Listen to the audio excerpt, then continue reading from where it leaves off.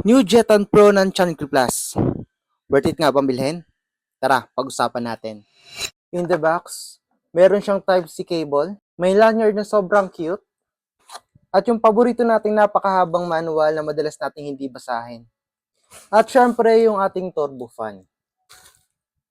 Ganito nga siya kaliit and ganito naman siya pag kinumpare natin dito sa isang unit ng Chanki Plus.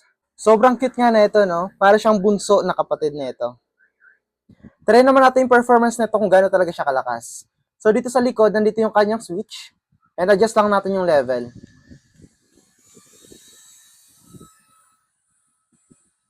Grabe, ang lakas ng hangin nito.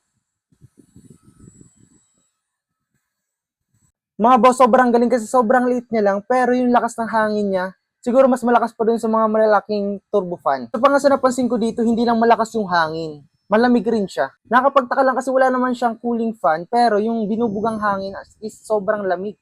Sa pinaka-display nga nito, makikita yung battery level and yung wind level na merong 5 gears.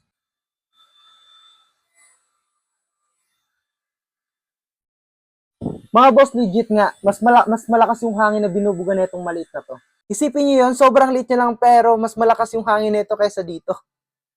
Isa pa nga sa nagustuhan ko dito, kahit naka-maximum level na siya, hindi siya ganun kaingay tulad ng ibang brands. At yun yung isang feature nito na nagustuhan ko. Imagine, nasa matawag kang lugar, pero yung turbo fan mo is sobrang ingay.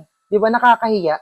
Magandang alternative nga to sa mga mamahaling brand, lalo na it only costs 500 pesos. At dahil nga sobrang liit na ito, bagay na bagay ito sa mga commuters, sa mga travelers, and even sa mga content creator na tulad ko na laging on the go. Sa sobrang init nga ngayon, kulang yung paypay lang. Dapat mag-invest ka nito.